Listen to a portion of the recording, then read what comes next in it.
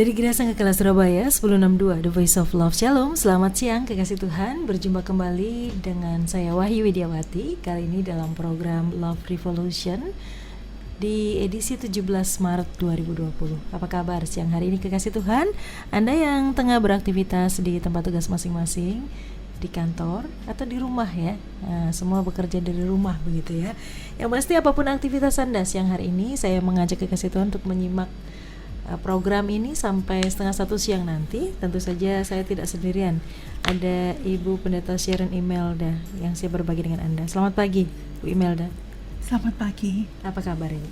Luar biasa baik. Puji Tuhan. Ya, sehat Bu ya? Sehat. Takut dengan corona Bu? Tidak. Tidak.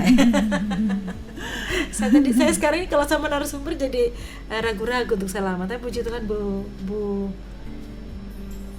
Imelda mau menerima salam saya. Puji Tuhan ya. Ya, pagi hari ini kekasih Tuhan, Love Revolution kembali hadir di ruang dengar Anda. Dan tentu saja program ini juga memberi kesempatan kepada kekasih Tuhan untuk bisa bergabung bersama dengan kami. Telepon, SMS, WA bisa Anda manfaatkan ya. Teleponnya di 0315046.000, SMS WA 0813 330 60.000. Siang hari ini Ibu Imelda tertarik untuk mengangkat satu topik perbincangan melayani Tuhan, khususnya tentang pelayan Tuhan. Kenapa Bu tertarik dengan topik ini Bu? Karena kita hidup tidak sendiri. Jadi begitu kita hidup, kita harus memikirkan orang lain. Karena itu kita melayani Tuhan dengan melayani orang lain juga. Oke, melayani Tuhan dengan melayani orang lain. Dengan melayani orang lain. Oke, baik. Silakan Bu Imelda. Jadi ketika kita terima Tuhan Yesus Kristus sebagai Tuhan dan Juru Selamat, maka kita tidak hidup untuk diri kita saja. Tetapi kita melayani Tuhan dan hidup menyenangkannya sebagai anak, sekaligus sebagai pelayan Tuhan. Pelayan Tuhan bukan hanya pengkhotbah, tetapi semua orang Kristen. Dalam melayani Tuhan, kita dituntut untuk melekat, berpaut dengannya, punya hubungan kasih dengannya, punya hubungan intim erat dengannya. Untuk itu, pendengar yang dikasihi Tuhan, untuk itu sediakan waktu bersamanya.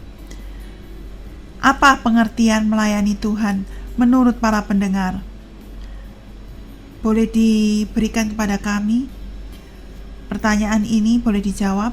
Apa pengertian melayani Tuhan menurut pendengar? Kekasih Tuhan. Iya. Oke, jadi kekasih Tuhan bisa bergabung ya. Anda bisa berinteraksi dengan memberikan masukan. Melayani Tuhan itu apa sih menurut Anda secara pribadi?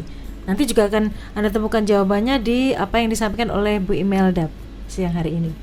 Iya, dan apa manfaat melayani Tuhan? Apa akibatnya bila kita tidak melayani Tuhan? Oke. Itu bisa dijawab. Dan kita mau melihat ayat-ayat firman-Nya. 2 Korintus 2 ayat 14 sampai 17. 2 Korintus 2 ayat 14 sampai 17. Tetapi syukur bagi Allah yang dalam Kristus selalu membawa kami di jalan kemenangannya. Dengan perantaraan kami ia menyebarkan keharuman pengenalan akan Dia di mana-mana. Sebab bagi Allah kami adalah bau yang harum dari Kristus di tengah-tengah mereka yang diselamatkan dan di antara mereka yang binasa. Bagi yang terakhir kami adalah bau kematian yang mematikan, dan yang bagi yang pertama bau kehidupan yang menghidupkan. Tetapi siapakah yang sanggup menunaikan tugas yang demikian? Sebab kami tidak sama dengan banyak orang lain yang mencari keuntungan dari firman Allah. Sebaliknya dalam Kristus kami berbicara sebagaimana mestinya, dengan maksud-maksud murni atas perintah Allah dan di hadapannya. Dengan perantaraan kita, dengan perantaraan umat Tuhan, Tuhan menyebarkan keharuman pengenalan akan Dia. Jadi, ketika kita melakukan tugas kita dengan sebaik mungkin, dan ketika kita melayani Dia, ketika kita berkhotbah atau ketika kita menginjil atau ketika kita menolong orang lain yang membutuhkan, itu kita menyebarkan keharuman pengenalan akan Tuhan di mana-mana. Jangan menjadi batu sandungan saudaraku ya. Kalau ada pendeta yang jatuh dalam dosa, itu orangnya, berarti dia adalah orang yang menjadi batu sandungan. Sebab baginya kami umatnya adalah bau yang harum di tengah angkatan yang bengkok, di tengah kejahatan dunia ini. Umat Tuhan yang hidup benar adalah bau yang harum bagi Tuhan.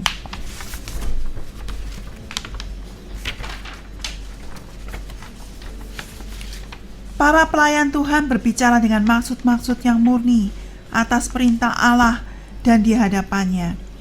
Jadi, para pengkhotbah tidak berbicara karena dari dirinya sendiri, tetapi dari Allah, karena itu dengan maksud-maksud yang murni untuk menyenangkan Dia dan untuk mengagungkan Dia. 2 Korintus 9 ayat 8. 2 Korintus 9 ayat 8. Dan Allah sanggup melimpahkan segala kasih karunia kepada kamu, pada kita, supaya kamu atau kita senantiasa berkecukupan di dalam segala sesuatu dan malah berkelebihan di dalam berbagai kebajikan. Tuhan sanggup, dan bukan Tuhan tidak sanggup, tapi Tuhan sanggup melimpahkan segala kasih dan karunia kepada kita, supaya kita senantiasa berkecukupan di dalam segala sesuatu dan malah berkelebihan di dalam berbagai kebajikan. Ketika kita berdoa minta pertolongan Tuhan, Tuhan bisa berkata ya, Tuhan sanggup. Tuhan bisa bilang nanti, berarti kita harus sabar menunggu. Tuhan bisa bilang tidak atau tidak dijawab. Kalau sampai tidak dijawab, saudara, berarti yang salah adalah kita. Apakah kita anak Tuhan atau bukan? Apakah kita adalah pelayannya atau bukan? Apakah kita sudah berdoa dengan benar sesuai dengan kaidahnya, yaitu doa orang benar yang bila dengan yakin didoakan sangat besar kuasanya. Jadi berdoa itu sebagai orang benar, sudah minta ampun Tuhan Yesus, kemudian baru berdoa, dan dengan yakin doa itu dipanjatkan, itu adalah doa orang benar. Oke, Bu Imelda, tadi Ibu sempat singgung bahwa kalau pelayan Tuhan itu harus berbicara dengan maksud yang murni atas perintah Allah. Nah, bagaimana kita bisa menguji apakah yang disampaikan oleh pelayan Tuhan atau hamba Tuhan itu adalah sesuatu yang murni, Bu, bukan untuk maksud-maksud yang lain? Ya, jadi kita bisa mengujinya dengan patokan firman Tuhan. Kita berpegang pada firman Tuhan. Kalau seandainya itu seturut dengan firman Tuhan, itu dari Tuhan.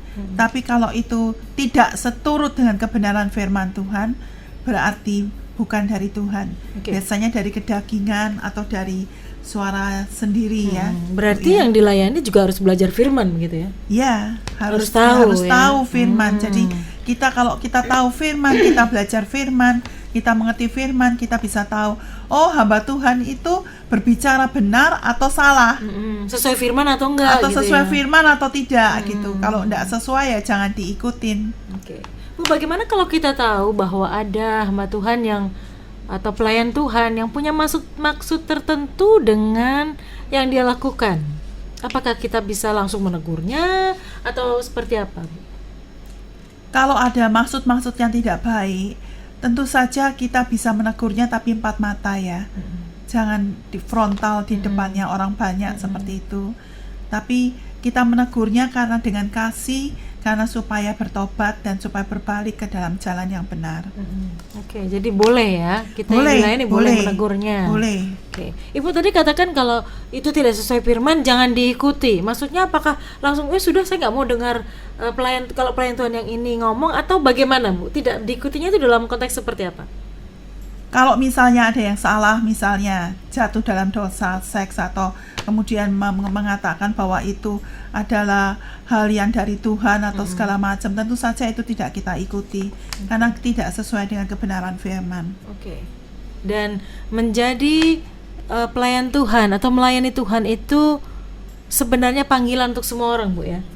Semua orang Kristen, semua orang percaya pelayan Tuhan, tidak Oke. terkecuali. Nah, bagaimana kita tahu di mana porsi kita, di mana tempat kita, dan apa yang bisa kita lakukan untuk melayani? Karena melayani Tuhan itu kan tidak hanya di dalam lingkup gedung gereja Bu ya. Ada begitu Iya. banyak ya. Iya. Nah, kekasih Tuhan, nanti juga Anda bisa berbagi bersama dengan kami. Tadi yang ditanyakan Bu Imelda kepada kekasih Tuhan, apa konsep melayani Tuhan menurut Anda? Apa manfaatnya dan apa akibatnya?